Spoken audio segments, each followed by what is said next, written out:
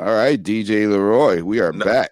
Yes, we are. Night Watchman. You know what? We are really, really kind of like babes in the woods when it comes to radio. That is true, but it's not many people calling us babes these days. That is true. That is absolutely true. Yes. But I'm excited about this particular show. This particular I'm really excited. I'm very excited. I'm extremely excited. Absolutely. Wow. Because we have the legends of New York City radio coming on right now.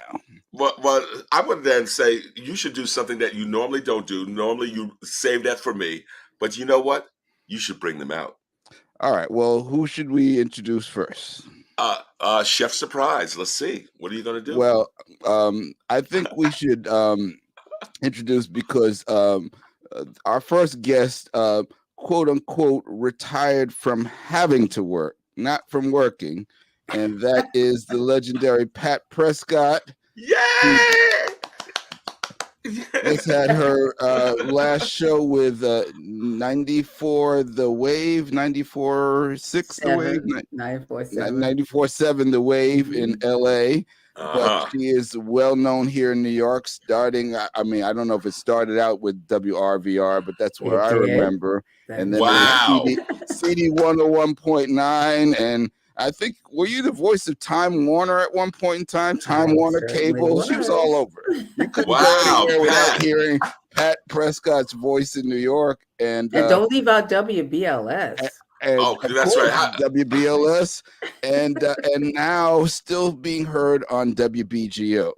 And for a brief moment, she's going to be on WHCR 90.3 FM, the voice of Harlem. Yes. Very nice. So welcome, Pat. Congratulations on your retirement, quote unquote. And we know that you still got a lot to do. And we're going to get to that. But first, we've got a couple of other honored guests that we're going to bring out as well. Yes, all right. Here we go. So next, the legendary G. Keith Alexander. Yeah, G. Keith. Hello there. How are you? How you doing? Good. I guess legendary makes me old, right?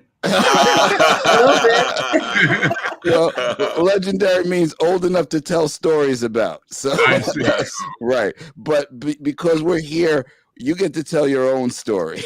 And he gets to tell it with that voice. Oh, absolutely. That's so kind of you, Pat. Right.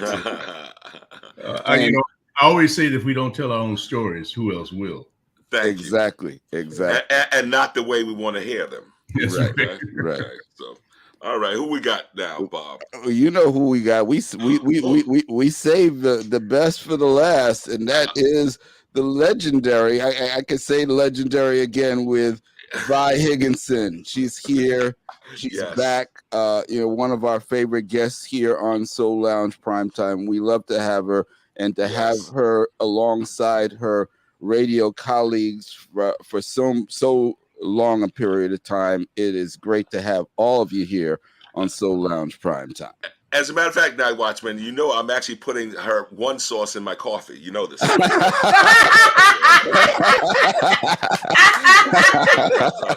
said to go in everything. Yeah, everything. That's what you said. Available at Whole Foods on 125th Street. Nice little shameless plug there. Shameless. That's right. I love it. So you know what, everyone, we definitely want to hear the stories. We want to hear the journeys. And Pat, know that you are there in Chicago, Northwestern. Is that correct? That is correct. I am I'm in Chicago right now. Just got here for my college reunion. Oh, beautiful! That's great. Yeah, at Northwestern University. Mm-hmm. Interesting story too about Northwestern because Northwestern has one of the best radio, TV, and film schools in the country. Oh, as you probably know. When I attended Northwestern, I was an English major in secondary ed. I never went in the building for radio, TV, and film. Never even saw the inside of it at all. Wow. Wow. Which is Wow. ironic. That is ironic. Yeah. Absolutely. So then, Pat, tell us your journey. Tell us, where were you born? Tell us I was a born little in bit. Hampton, Virginia. Mm. Grew up there when I was 16. My family moved to Brooklyn, New York. My dad was a boys club director, and he Ah. got a job directing the Bedford Boys Club on Kosciuszko and Nostrand in Brooklyn. And so I went to high school, finished high school at Thomas Jefferson in East New Oh yeah. York, Yeah, absolutely. and then went on to Northwestern. I was there for 4 years. And then I moved to New Orleans. That was where I got my first job teaching. And while I was there, taking some graduate courses, I met somebody who was coordinating hostesses for the NATRA convention. I'm sure some of you will remember NATRA. I'm sure that Vi and G. Keith will. National Association of Television and Radio Announcers. It was the Black DJs organization. Ah, nice. Okay. Yeah, and so I was a hostess at this convention, and they had Frankie Crocker and J.J. Jeffries and Butterball and all the top jocks from across the country. And after that weekend, I was like, if these are the top jocks, I bet I could do that too. And so I enrolled in a broadcasting school for 6 months and got really lucky, got a part-time job, which led to a full-time job. And I took a sabbatical leave from teaching 47 years ago. Wow. Beautiful. All right. And you know what? G. Keith, I understand that Chi-Town is your spot. So tell me about your journey. Well, okay. I started out as a kid. I was born in Chicago. I was conceived in New Orleans, but I was born in Chicago. And so I went to the Marine Corps, and when I got out of the Marine Corps, I got a scholarship to Fordham University here in New York. And so I stayed. And then eventually I went back to Chicago to start WGCI Radio. Frankie and I, we were the team that put that together. And then I got fired. And then I came back to New York. So I left. So Chicago, prior to being 17, was a very nice city. I had a nice life. We lived in what was called the urban center of Chicago, and I was lucky to get out in order to be able to come to New York and learn broadcasting, something I'd always wanted to do even when I was a kid. Nice. And Vi, tell me about you, but also importantly, I know before Mama Foundation, right? We also had you talking about your journey in terms of discovering your roots. So I want to hear about So I want to hear about all of that. So tell me. Go ahead. Okay, so born into the block of 126th Street, family been on this block for almost 100 years. So, and I'm still on this block. So here we are. And so if you want to talk about this family roots, I wanted to figure out, I thought the stories in our family were always about being Native American, and we figured that we wanted to figure out, what tribe we came from and where we came from. As it turned out, through DNA, we discovered that there was zero Native American blood, and there was this European blood that we had no idea existed. So that DNA test took me to Poplar Bluff, Missouri, with a white cattle rancher. His name was Marion West. My grandmother's name was Anna West, and that was our connection through DNA. And it turned out to be a journey in American history, telling the stories about coming from Virginia and how Black folks stayed in Virginia, but the white folks went west and they settled in Kentucky and Tennessee and Arizona. So this American story became something of interest from the New York Times in 60 Minutes. And so that story was told. Wow. And it seems like, I know we do all this stuff with Henry Louis Gates, but that seems like such a long time ago that this DNA were matching people up that didn't know they belonged together. So true. So very true. And you know what, Pat, certainly Hampton Roads off of Route 13. I remember it well, hanging out up in Chincoteague and Assateague. That's right, And with the of little course, horses. you guys, exactly. Tell me about your life growing up there. What do you remember? Growing up in Hampton was a very cool thing. I mean, I grew up in a segregated town. I went to all segregated schools. We integrated the new high school the year before I moved to New York. I didn't know anybody white until I was in 10th grade. And it was a wonderful upbringing. I mean, we had the greatest education you could ever have. I mean, it was an interesting thing. I mean, we had our own little society. And it was great. I mean, everybody I knew in any kind of position of authority looked like me. The doctors, the lawyers, at church, everywhere. We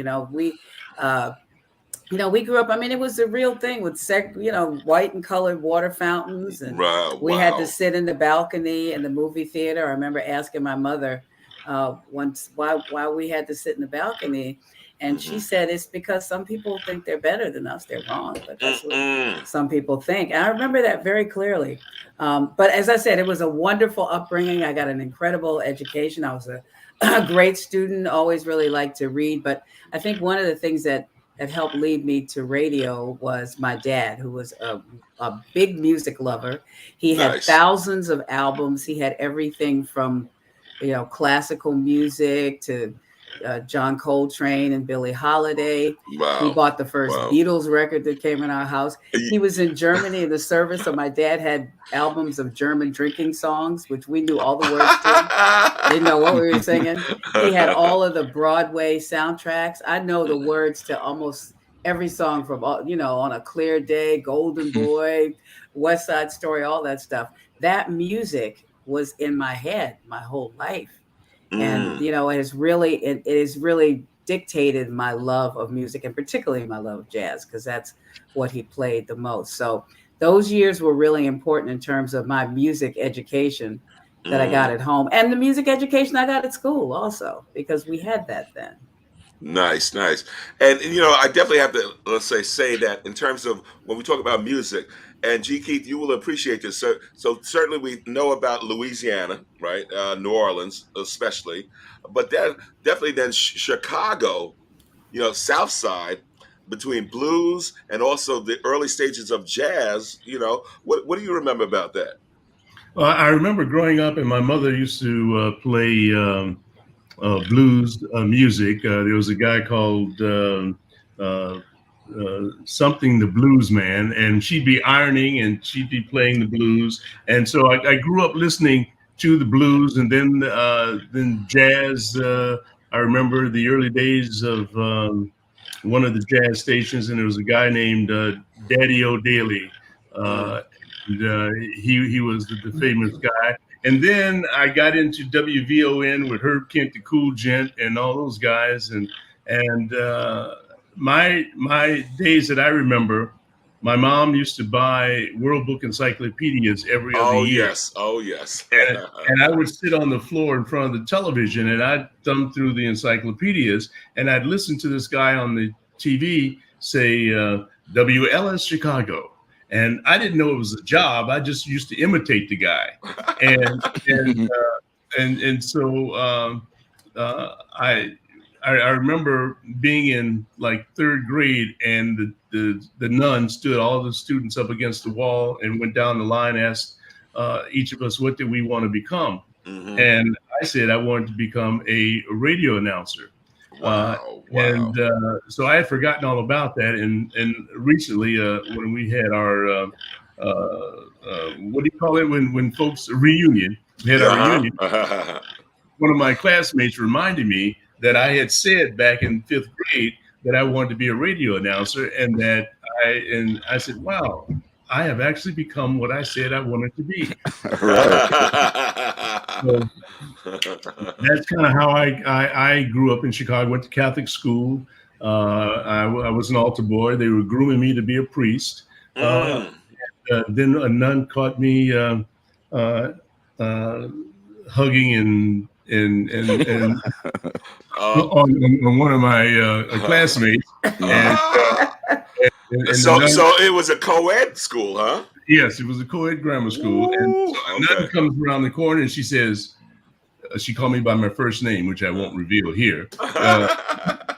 She said, don't you let them make you anything you really don't want to become. So that's when I realized, yeah, I do like this female male. So that's why I am not Father G. Keith now.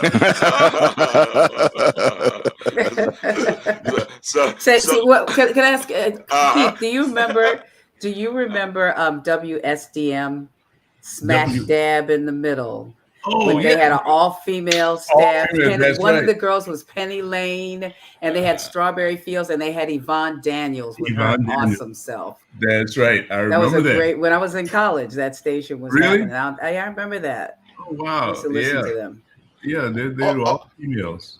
Well, back up. So where was that particular station broadcasting from? Chicago. It was a Chicago station. WSDM. Yeah, and it was right in the middle of the dial, and so they called it WSDM, and they had all these girls named after the Beatles songs. Strawberry Fields and Penny Lane, and then of course Yvonne Daniels, Billy Daniels' daughter. I want to say. I didn't know she was Billy Daniels' daughter. She was related to Billy Daniels. Yeah. Oh, okay. Yeah, Yvonne Daniels. She was very, very popular. Mm-hmm. Wow. Yeah. So now, Vi, you did not want to become Sister Vi, or did you? But having said that, tell me about you in terms of what drew you to radio, especially radio announcing. Yep. Unlike Keith, I didn't know that I wanted to be a radio personality. I thought I wanted to be in the retail business with fashion and buying and merchandising and cosmetics and beauty and stuff like that. And then like Pat, someone suggested I go to broadcast school. I went to broadcast school to do fashion and beauty because I thought that was missing in the Black community for Black women. I wanted to talk to Black women, and I then I took that tape to Frankie Crocker, and that's when he hired me based on that tape about women and fashion and beauty. But growing up here in Harlem, our radio station was WLIB AM, and they, of course, had Eddie O.J. Yes. Big man, orange juice. And he'd be all over town, and he'd be up in the Bronx, and the Bronx, I forget the name of the place that he would have events all the time. And then, of course, there was Hal Jackson. But most importantly, my mother liked Joe Bostic. Wow. Joe Bostic was the gospel man all day on Saturday and Sunday on the weekends. And so we listened to gospel like crazy. And, of course, the Apollo Theater was right down the street. So on Saturdays, they would have, children's hour. So your mother could drop you off and you could see James Brown and you can see all the greats of that time. And so the music was always such a big part of Harlem. People used to sing, people who were coming from the South used to sing under the streetlights, and they would be singing doo-wops in the hallway so they could get the echo. So everything for me was always surrounded by the element of music. And then, of course, there was WWRL, where those cats was rapping in the very early days. Gary Bird and all those. Those guys at WWRL, they were like the Temptations of radio. Really? Tell me about that in terms of the harmonies. What? Tell me. Well, no, and their style, the way they dressed, and the things that stars. They were stars on the radio. I mean, they were from Jerry Bledsoe to Hank Spann to Al G, Bobby J. All those guys, and they were like they wore suits and ties and drove Cadillacs, and they were stars. So tell us all about the sojourn from AM to FM, because that's what really set it off. Yes. Well, when I started, go ahead. Jiggy, go ahead. Continue. Okay, when I met Frankie Crocker, it was WLIB FM, and it had been jazz with Ed. I forget Ed's last name. The guy who had actually ran the FM because it was a jazz station. But then when they hired Frankie, they took a lot of that music off, and Frankie put a lot of his stuff in. And I remember the day when it was getting ready to be converted to WBLS. Frankie said, "Hey man, let's go downtown." So we jump in his Rolls. We get downtown. we get downtown to a recording studio, and in the middle of the recording studio, there were these two huge speakers on towers. And Frankie said, "Listen to this," and he told the guy, "Go ahead, hit it." And when the guy hit it, it went WBLS. It ping pong from speaker to speaker. No one had ever heard that before. Yes. And so then he took that back, and a few days later it became WBLS as opposed to WLIB FM.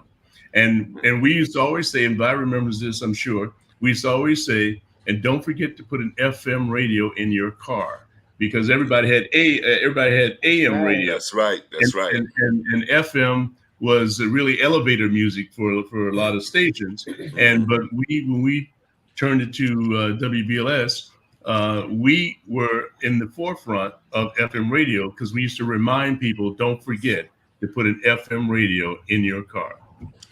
Wow. You know, That's right. The thing that stands out to me the most about WBLS was the fact that Frankie bookended himself by Vi and Lamar Renee. And I just thought that was just the coolest thing ever, you know, because you would get to hear, it was Kenny in the morning, right? Yeah. Ken Spiderweb was on in the morning with the color of the day. And then Vi would come on smooth as silk. Then Frankie would do his little thing in Afternoon Drive. And, you know, as soon as he played the King Pleasure, then here comes Lamar Renee. Yes. I mean, it was, these women just captivated me. I mean, you know, I think the first woman I heard on the air was when I was in college, when they had those girls on WSDM. But that was like kind of gimmicky. These were real. This was a real radio station with a real program and longevity. These people stayed there. And Vi, you know, you really, and I wasn't even thinking about being in radio. I just thought you were amazing. Just that voice and your presence. And you were always talking about something that made sense. You know, not just a lot of gobbledygook. Vi was about business. Vi was like the magazine, Unique New York, all this stuff, man. You know, you were my idol from way, way back. Wow. I just want to trip back just a little bit and remind G. Keith of probably the most fun days that we had when it was still WLIB FM. And that's the introduction of the total Black experience in sound. Yes. And we had vinyl. Keith, we had vinyl on the floor. And it was gospel, jazz, R&B, and Latin, a different shade of Black. And we were able to go and program our own music. And if we wanted to listen to Billie Holiday, or if we want to listen to Sarah Vaughan, or if we want to listen to Santana, whoever, we could go in that category and deliver a total Black experience in sound. And to me, that was great radio. And you could put your personality inside the music that you selected for that day. And WBLS became BLS when Percy Sutton purchased the radio station. We always, you know, get tripped up on the actual dates of when that happened and when it moved downtown. But that station was far on the way with the total Black experience in sound. And I just want to say this last thing. If you look at the Summer of Soul documentary, and you see who was featured in that documentary, those were the people who were featured on the total Black experience in sound. That's when you had Nina Simone, and that's when you had Shirley Caesar, you know, all back to back in one radio broadcast. It was insanely fabulous, a great celebration. I'm shut up now. Let me just say this about something that Vi said. After a while, that freedom to play whatever we wanted changed. It stopped. Yeah. Frankie would after we left the station, Frankie would take me to his house, and we would program all the music for the whole week. We had a sheet, and he would program every song on his sheet, and then he'd put the sheet up on the wall in the studio. Wow. So now we couldn't dig into the boxes to play the stuff. Now we had to play according to what he had programmed on the wall. Got it. And so that took a little freedom away. And but you know, we were still the station that 3rd Avenue, Madison Avenue, 5th Avenue, all the heretofore, well, prior to WBLS, the whites business owners and stores downtown didn't listen to black radio. But when BLS came along, all along those avenues, in the boutique stores, everywhere, BLS was the station. Yeah, it was everywhere. I mean, you could just walk down the street and people had, you know, boom boxes, and you hear it in every car. The cabs were all playing BLS, and that was the one that was the world's best looking sound. Yes. Stereo in black. What Frankie brought really was a professionalism, and almost it was colorless in a lot of ways, because no one sounded like, you know, you couldn't just listen to Vi or any of those guys and say, oh, those are black people. Those were just sophisticated, elegant people. And he was really into that presentation. That format also just affected so many other places. I remember when I started in New Orleans at WYLD-FM, Anthony Wilson was a program director, the guy who gave me my first job on the radio, and he was a Frankie Crocker devotee. Okay, he was doing the 360-degree total black experience there as well, and the freedom was unbelievable. We haven't seen anything like that in radio since that time. You know, if I may, people used to come from Europe and get a hotel room, and at the time they had, you know, we had the reel-to-reel tape recorders, and they would set up a tape recorder and tape the format of WBLS and take it back to Europe to their stations, as well as other cities in the United States would try to emulate the WBLS format, and that went on for a long time. So one of the things that you mentioned, Pat, in terms of growing up there in Hampton Roads and whatnot, in terms of Jim Crow, it was prevalent, it was there. So now when we talk about radio, we also had a Jim Crow system with radio. Now, certainly I do know that as a listener of music, I did not care. I went for the sound. So if you had Blue Eyed Soul, I'd want to hear it. You know, from Michael McDonald to Steely Dan, you know, with Asia, all that stuff I'd like to hear. So were there certain things that, let's say, okay, this is a quote-unquote black station, but I'm going to play this because I like the sound? Well, that was what Frankie Crocker did. He was the first person to play Betty Davis Eyes. And I mean, he broke some of the biggest white records ever.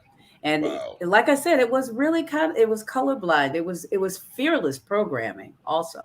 You know, I know for a lot of us, depending on your whole orientation, you know, when I was at school at Northwestern, that was where I learned rock music, Jimi Hendrix and Blind Faith and all of these other people. So a lot of us have been exposed to a lot of different types of music. And I think that what Frankie did was to bring in, he increased that audience so much. It wasn't a black radio station. It was a quality radio station that attracted people who really like music and like variety. That format I would call like radio for the rest of us who don't want to hear just this. You look at how segmented radio is now. I mean, a lot of people listening to satellite radio, and I mean, it is so niche. You know, I have a station that only plays it if you're it was made in the 30s. This station only if it was. I mean, it's so narrow. When if you love music, you want to hear some of all of that. Like absolutely, you know, the gospel with the jazz, with the R&B, with the pop, with the rock, all of it. So, Night Watchman, I understand that you did a little bit of DJing yourself there in college. Now, did you have a particular format that you were following? Well, yeah, whatever I wanted to play because it was a college station, But it speaks to exactly what Pat is talking about, because the joy of it was being able to just express yourself playing the music that you loved, and having the freedom to do that. And certainly what WBLS did was break down the barriers and say we don't put music in boxes. There's only two categories. There's good music and bad music. And if you like the good music category, there's a wide range you can go to. And so I think we were all profoundly moved, changed, and affected by the WBLS experience when it hit New York, because I was a WLIB devotee, used to listen to Eddie OJ in the morning as a youngster. And then BLS came, and it was LIBFM, and then it was BLS, and then all of a sudden it was like, oh my God. And as you were saying, Pat, we could listen all day long because it was Ken, and then it was Vi, and then it was Frankie, and then it was Lamar, and then Vaughn Harper after that, And so there was really no reason. There was no reason to ever turn the radio off, because alongside of all that, you got all the music that we loved. And then we had these guides. You guys were, you guys guided us through the music, and you let us know what was going on, and time and temperature and weather and all that. But you did it in a way that there was such style and elegance, and it was about Black elegance and elevating the Black experience and sound at a level that it really was just so well done that it just overtook the city. And I think we are all forever changed and forever grateful for that experience. Absolutely. Yes. It was a collective healing. It was when we came together. If the Summer of Soul brought people together with that sound of music and that total Black experience, the radio translated that into communities from Queens and Bronx and Brooklyn, wherever you lived in New Jersey. It brought us in one place, and we were really proud to have our finger on the pulse of what was happening, what's going on. We were here to tell you what was the next good or best thing wherever it was, and that was a lot of fun. We were the Pied Pipers. I think it was either New York Magazine or New Yorker Magazine did an article on me and Frankie during the time that people were, I don't know if you remember, but on the weekends, people would gather around Bethesda Fountain in Central Park. And folks it was a very colorful time. People wore costumes and all sorts of things. So the New Yorker magazine or the New York magazine did an article calling Frankie and I the Pied Pipers of radio, because we told people where to go, where to shop, where the next party was, and all that. So during that time of that period of radio, there was not much distraction. It was either you had your favorite radio station, one or two radio stations, you had three stations, three TV stations, and that was it. And when you came home from work or came home from school, you would go to one of those things, and that was your source of information. And that was the time when I think BLS really flourished, because we had a multitude of different ethnic people listening to the station and going wherever we told them to go. Yeah. And and that then became, the I'm Black and I'm Proud. And it was emerging. It was an emerging of a generation. It was an emerging of coming out of the civil rights movement. People were beginning to be hired. Women were on the radio. There was something that was collectively happening that you could experience. And Pat, you mentioned Unique New York. And that's, if you had New York Magazine and New Yorker Magazine, then why didn't we have something where we could talk about Black people, places, and lifestyle, where to go, what to do, and what's happening? and so that everybody could be inspired and stimulated and encouraged to keep on. So between the radio station and the magazine and the emerging community, it all came together in one clock. And there was some good and there was some not so good things. I mean, there were some things that got knocked out by evolution. Like if we look back over the radio experience, I would say that when we didn't have gospel anymore, that sort of took no presence of gospel anymore.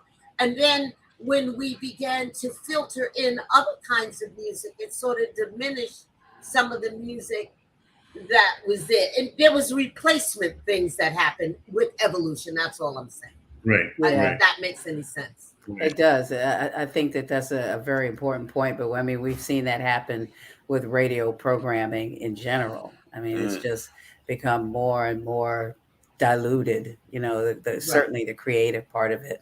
But one other thing I wanted to say about Frankie was I never saw anybody who could break a record like this man, because he would take the record and he would play it 10 times in a row, talking smack over the whole thing. I mean, you could, if the new record came out, I'll never forget when Babyface came out with Whip Appeal. We counted. Frankie played that song 11 times in a row. Wow. He broke it till it was really broke. I mean, you know, but it was an interesting phenomenon. I mean, he really drove a lot of what happened in the business. He was really, what you guys did, G. Keith, was pretty remarkable. Thank you, Pat. Let me give you a little trivia, Frankie trivia. Go ahead. What was the name of that? Frankie's intro record was called. It's an organ piece. Was it Jack McDuff? Well, anyway, the reason why that 8-minute long record used to open Frankie's show is because Frankie used to be late. Starting his show at 4:00. So someone got the idea, well, hey, let's put this record on and give him 8 minutes to get himself together once, you know, and so that's how that began. Frankie was really, you know, I remember when my first job at BLS was as I would fill in for Frankie, you know, and that was not easy for me to get that job because I had been at WRVR. WRVR famously changed format to country and Western. I think I remember that. Yeah, that was story because I was on the air. That was when Viacom bought them. I don't think it was before they became Viacom, I think, but they came in and bought the station, and they had a big meeting, and I was doing middays, and the meeting was at 10 o'clock in the morning. They went to the meeting. When they came out of the meeting, everybody came into the studio and said, "We're going country at noon." I thought they were joking. I thought they were kidding. They started taking all of the records out of the studio. They told me, program the last hour, don't say anything. And they started bringing in the carts with the country music on it. And I'll never forget it. The last song I played was Charlie Mingus, Goodbye Pork Pie Hat. Yeah. And at the top of the hour, they hit with Are You Ready for the Country from Waylon Jennings. Wow. And the answer was no. Wow. You know? But anyway, so when I started looking for a job, I did go, I tried BLS. I sent Frankie my tape several times. Finally, he called me. They had somebody call me, and I came in there and sat around like while he was doing his show. He liked to have people sitting around, and it was all these girls sitting around. And then afterwards, you go downstairs to the Chinese restaurant, and they're sitting there, and I'm like, when is this guy going to interview me? And then after an hour or so in the restaurant, he says, "You'll start next week." Because he was the Johnny Carson of radio, that was a good part-time job because he never was there. He was always taking off. I worked at RVR before you did, and I got fired from RVR, which got me over to 92 KTU, Disco 92. But I want to say about Frankie. When I went to get my, a guy named Rocky G sent me to get my job over at Frankie's studio over at WLIB-FM.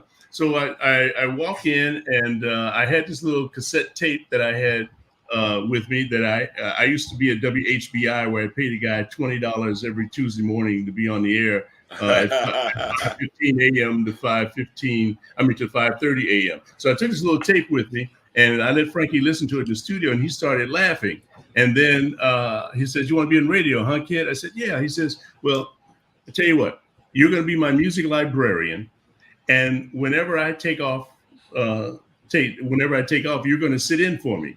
And I didn't know anything about big time radio, but what I did learn was Frankie, he didn't like for me to laugh on the radio and all that stuff, but I used to laugh anyway. But what I'm getting ready to say is that when I first sat down to work in Frankie's chair, he used to have us play this thing about, if Frankie Crocker isn't on your radio isn't really on. That's right. That used to irk me because I'm sitting there, Frankie, and I would have to play this thing saying that if he wasn't there, the radio wasn't really on.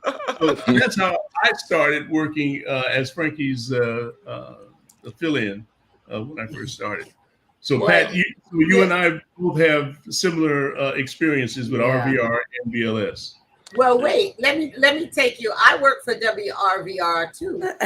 Wow. Okay. All alums. I love this. All alums. Yeah, and that was Van J. Van J was the program director, and that was another good time. That library at WRVR, you can walk back in there and pull your records for what you want to play that night. Whatever you felt like.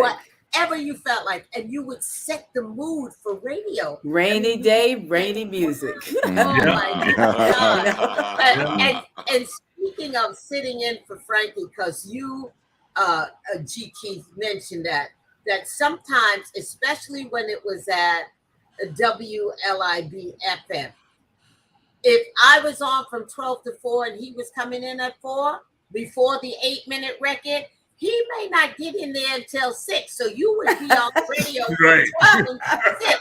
So you were really filling in for Frankie Crocker until he got there. And those are the days. Those are the days. He had many names. Like those are the days when he was Black Satin. Black Satin. And Hollywood, those Hollywood, that's right. And the Chief Rocker. The Chief Rocker, that's right. Yeah. Oh my God.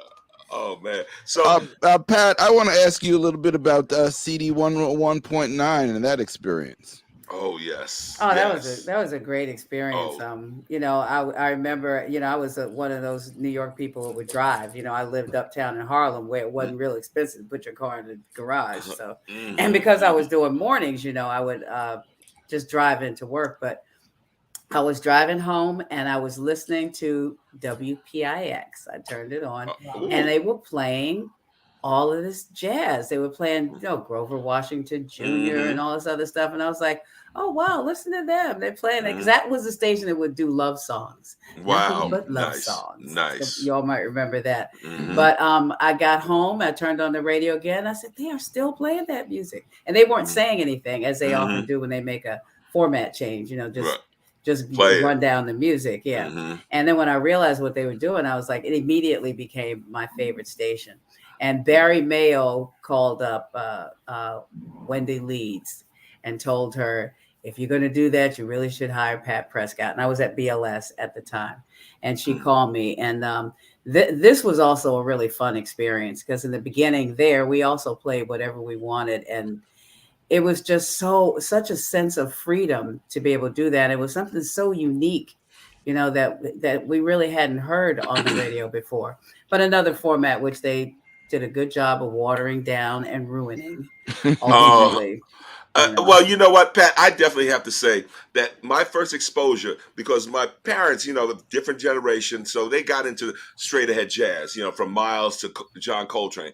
But my exposure was smooth jazz, and I'm talking about Al Jarreau, I'm talking about Michael Franks, and I said, oh, I like this. This is kind of cool. So I definitely missed the format of what's that, smooth jazz CD 101, and I hated the folks who were like getting on it like, oh, this ain't real jazz. I'm not talking about no daggone Kenny G. I'm talking about some good easy listening Yeah. jazz. You know. Well, you know, somebody alluded to this earlier. I think that the sonic quality of music is what really matters the most.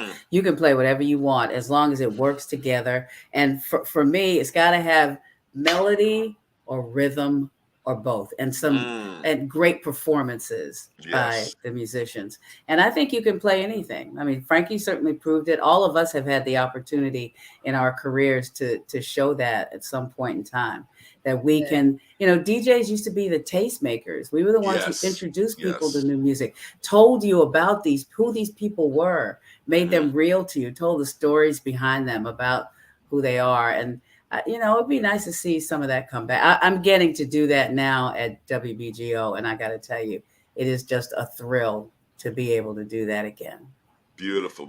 You know, I have a memory, and G-Keep, you can see if this sparks any feelings about.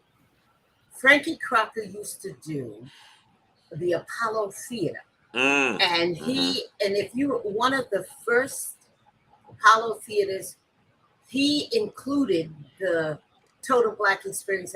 I remember Jimmy Smith was yes. You know, all of those jazz players were on. Do you remember that, G-Keep?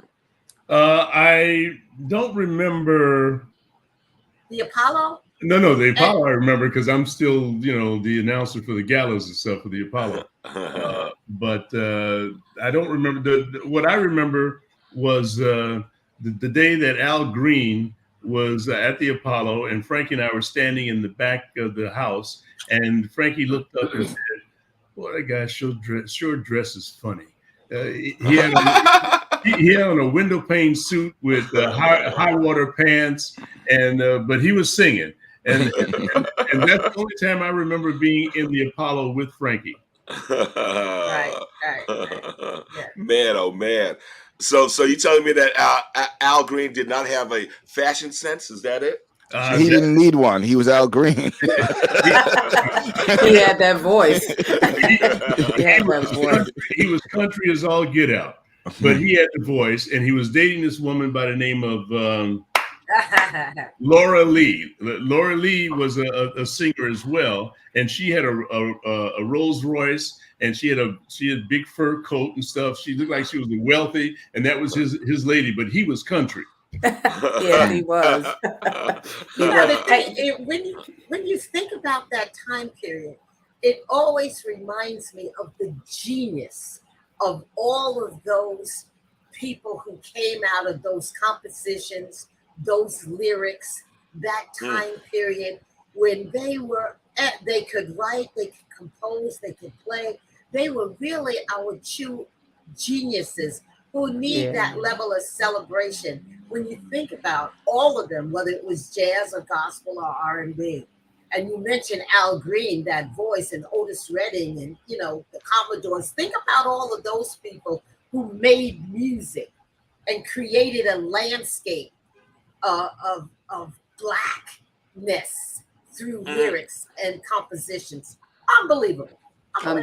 That's true. But and you know also, what, Curtis? I'm sorry. I don't know how much time we have left, but I really hope that we get a chance for Vi to talk a little bit about Mama I Want to Sing. You know, how she took her radio career and her sister's career and really turned it into one of the most amazing productions that I have ever seen. It is about to celebrate its 40th anniversary. I can't believe that, Vi.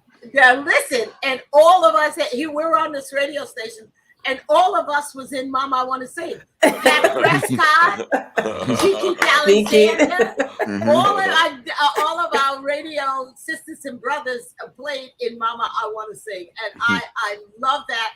And I have a dream that you, Pat, and G.K. will come back when we celebrate the 40th anniversary and go back up on that stage and we recreate that again. I wouldn't miss it. That. I wouldn't think of missing that. Oh. Right. And we will have you back on the show. What is the 40th anniversary? Is it in February? Yes. And we're celebrating Black music, Black theater, Black history, Black culture, but Black voices. The sound of the human voice and what it can do. How surprised were you, Vi? How surprised were you at how that was received and how that little thing grew? I used to call it the miracle on Fifth Avenue because it was just the most. I mean, the buses lined up for blocks and blocks. Vi worked us like runaways. We were doing 10 shows a week in 4 days. Okay? We were eating breakfast and lunch and dinner in the theater. But what a great time it was. Yes, oh, what a great time it was. Well, hold it, please.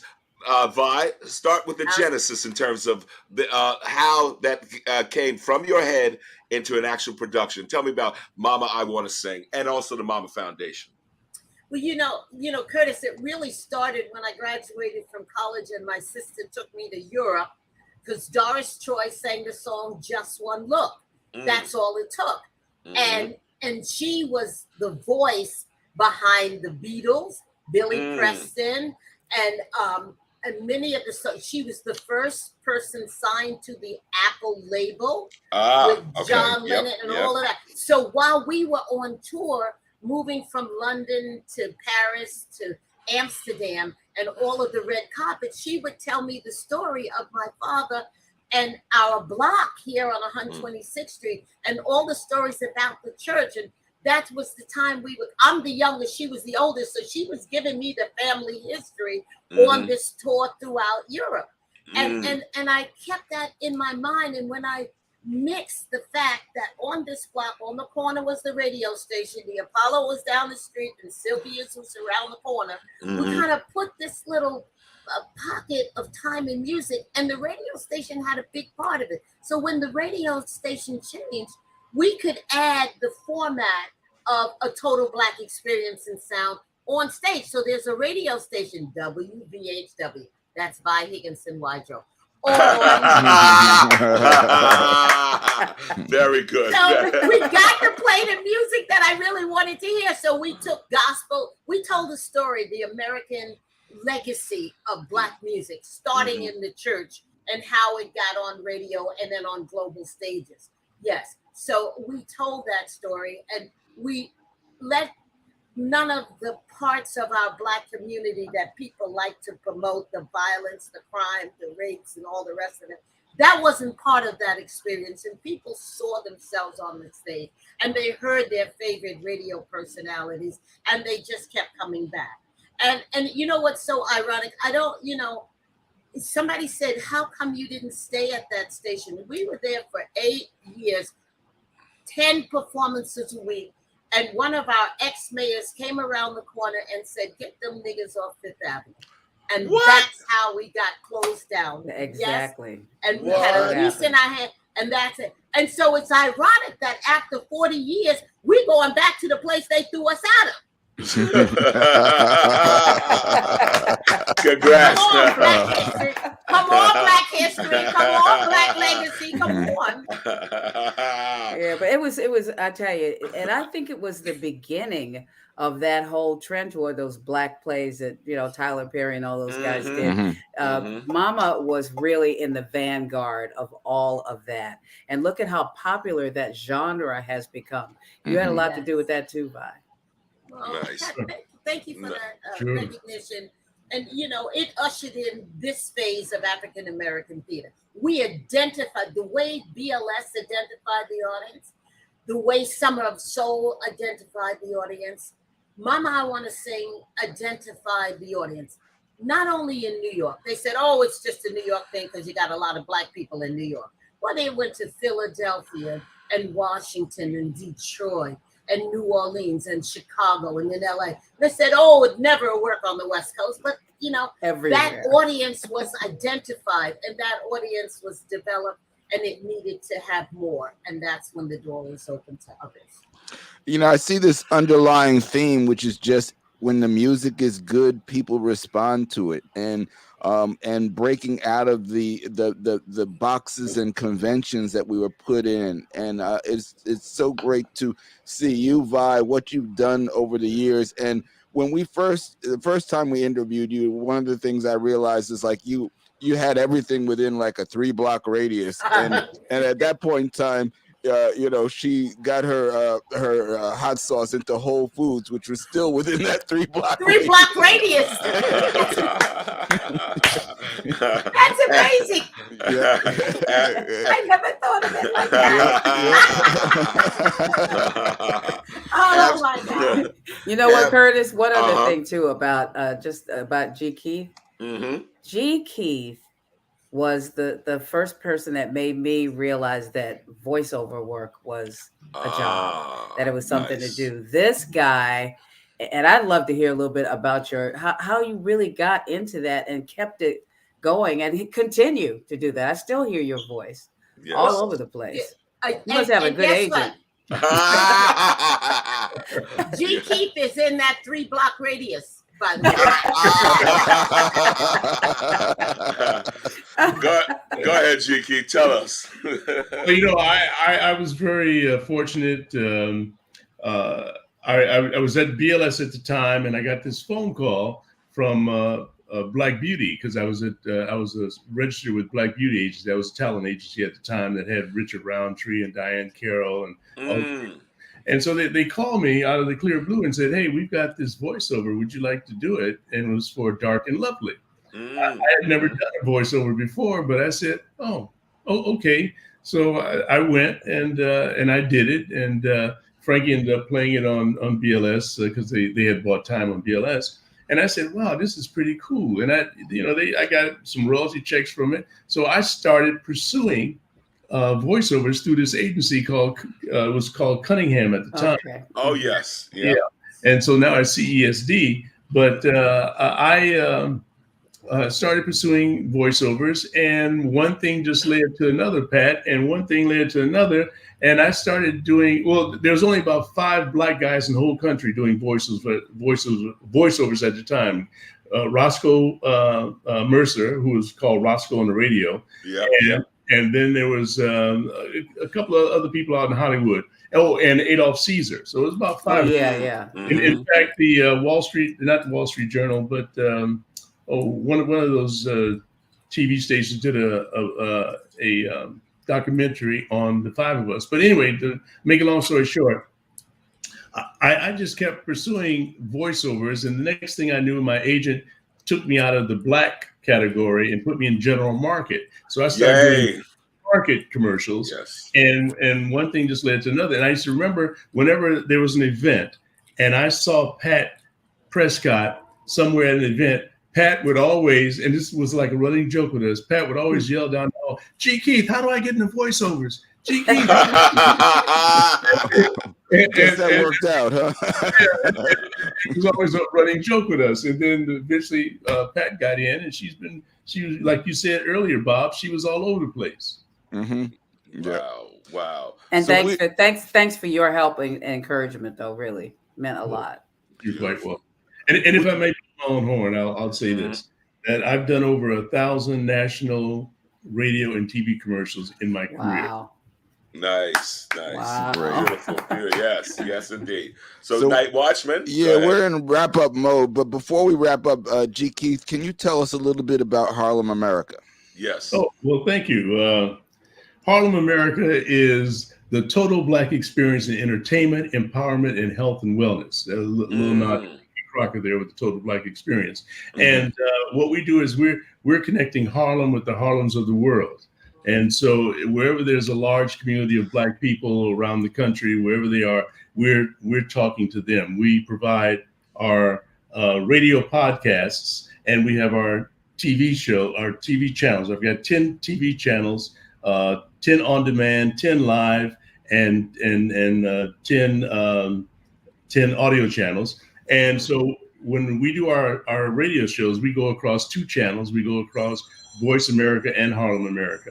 Now, what we do is we sell packages of 13-week packages to business people who may want to have their own radio show but don't know how to produce it. We produce it for them. We take care of the marketing. We give them a dedicated audio engineer who takes them in and out of commercials. We also handle the intro and outro music for them. We have a library that they can go through, and we do the opening and closing voiceovers for them if they desire. So that's what we do with Harlem American Digital Network, and we're covering all the major events in Harlem. We just did the African American Day Parade. We do Harlem Week, and some of the other events, and that's what we are all about. Harlem Beautiful, beautiful. And Vi, tell us about you in terms of if folks want to actually learn about, of course, the anniversary. Or any upcoming events that the Mama Foundation, they can go to the website, or you do tell. Yes, mamafoundation.org. Okay. We want to make sure that young people are aware of the music of our ancestors. So we're inviting young people in our program, which is offered for free. We teach breathing, harmony, pitch, and control, a repertoire of music, and then they perform. So we've had thousands of young people go through our program. The doors are still open. And so if they're young people between the ages of 10 and 19 years old, they're welcome to be part of the Mama Foundation Choir. Join the choir because the music increases your IQ. Thank you. Excellent, excellent. And Pat, certainly we do know whatnot that, the classic line from The Godfather 3, just when I thought I was out, they pulled me back in. So you continued. So tell us about it. Yeah, I will continue to serve as a host on the Dave Koz and Friends cruise. We'll be headed to the Mediterranean in 2023. Nice. I'm also doing the Capital Jazz Super Cruise, the Warren Hill Cancun Jazz Festival, the Jadar Entertainment Island Escape is also coming up. But see, I didn't have time to work. I got too much other stuff to do like that. But please listen to my show, Favorite Things, with Pat Prescott on WBGO. You can hear it from noon to 2 p.m. Monday through Friday, either on the WBGO app or at WBGO.org. And they also have archive shows too, so you can hear past shows. I really would love for you to check it out. I'm having so much fun doing that. Definitely. NightWatchman? And we're having so much fun here. Thank you so much. Say what you got to say, brother. No, we don't want to end. We don't want to end. We don't want to end, but as you know, we got a time slot we got to fill. So you've been listening to the Radio Legends of New York City right here on WHCR 90.3 FM, the voice of Harlem. This is Soul Lounge Primetime. You can find us 7 p.m. on Monday nights on WHCR, and you can find us at 8 p.m. streaming live on YouTube and Facebook. Like, subscribe, and always come back and check us out. Thank you so much. Thank you, everyone. Love you guys. Yes. Love you too. All right.